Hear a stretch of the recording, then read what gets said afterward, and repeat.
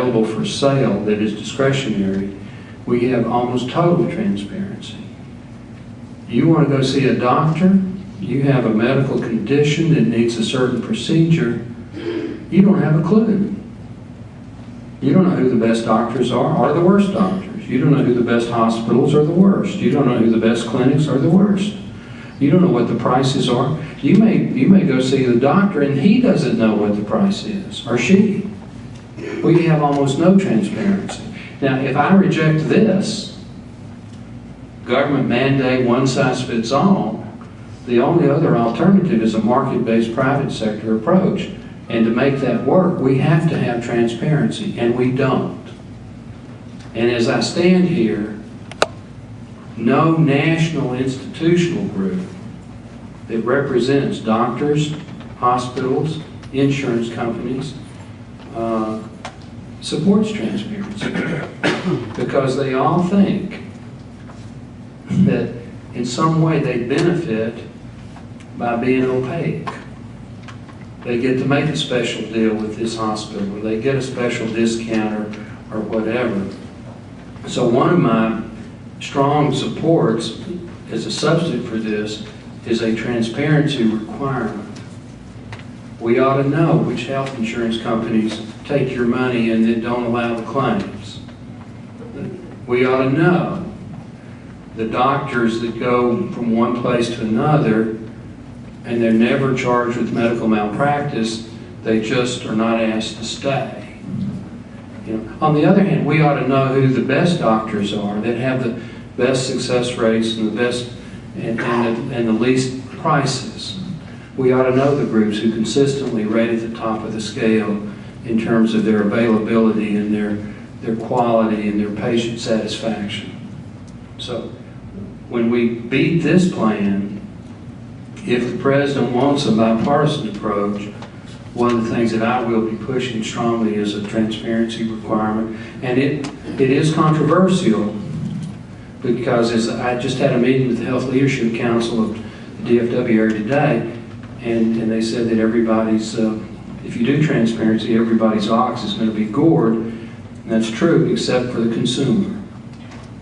So that's some of the things that I stand for. This lady right here, and check the show.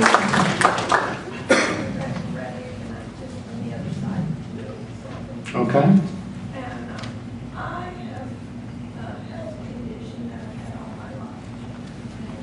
And hearing loss. My parent had it too. And she was a guinea pig all her life. The medical industry and insurance and stuff like that. But I had to have defibrillator heart pacemaker basically. And now we're finding out that with this program, a lot of people are not going to be supported anymore on that.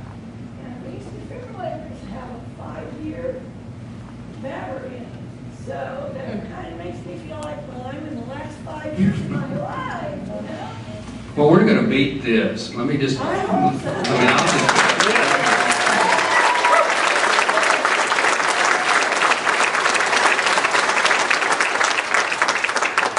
You're good to go for a lot more than 5 years. We also are finding out, though, that a lot of our doctors, our internists and stuff, our really good doctors, are now dropping Medicare, Medicaid, and stuff like that. Well, guess what? In about 3 years, we'll be retired. So where do we go? Well, that's why we need to change the reimbursement system so that we compensate them fairly, not unnecessarily, but fairly, so that they'll keep taking Medicare and Medicaid. That is a part of a reform package.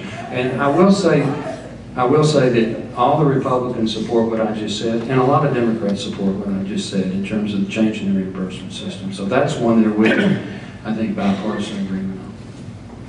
Okay? So I think, don't worry about what's going to happen to your defibrillator battery 5 years from now, because this isn't going to happen. Gentleman in the yellow t-shirt right behind you. Yes, sir. And then the lady back there with the glasses. What provisions have been made for transplant? People who need transplant And under this bill, well, you have this health advisory committee. And other than that, you know, I'm not joking. We offered amendments to prevent rationing. We offered amendments to prevent the intervention between the doctor and the patient in the practice of medicine by federal government officials, and those amendments got defeated. So an honest answer is there would probably be a protocol established for best practices that would supersede the voluntary agreements that have been negotiated over time. And I honestly don't know what that would be, but it would probably not be good for people that need transplants, because it would almost, and this is an opinion, not a fact, it would be my opinion that would almost certainly lead to some sort of a rationing for senior citizens and people with the most severe disabilities. This young lady right here in the glasses and the...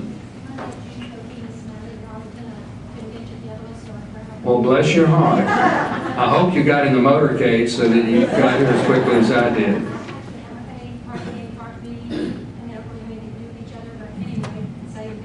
First of all, we've been told how there's been a lot of money given to ACORN.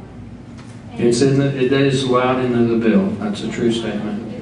There are I don't have my copy of the bill with me, but they are defined as a voluntary community organization with some expertise in outreach or something like that.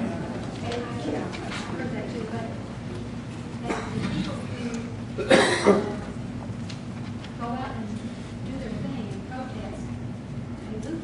Our tax dollars paying for the bus that they rode on, the gas that's given, and it pays the people. Under this bill, the answer to that is yes. What's the question? The question is, would groups like ACORN that really are not experts in healthcare, could they receive funding under this bill? And the answer is yes. And could that funding be used to pay for travel expenses, bus trips, and things like that? The answer is yes. And we offered an amendment to exclude that, and we got defeated. All the Democrats voted against our amendment, and all the Republicans voted for it. Now, before you think that Republicans are just klutzes and we can't get anything done, there are 23 of us on the committee, and there are 36 Democrats. So if it is a party-line vote, 36 is a bigger number than 23. What's your part B? That still makes no sense why my tax dollars pay for them to go protest. Doesn't make sense to me either, and that's one of the reasons we're going to beat it. The other thing is, you know, with money being tight supposedly, how is it that we have to pay the salary for a czar? The question is about a salary for the czar.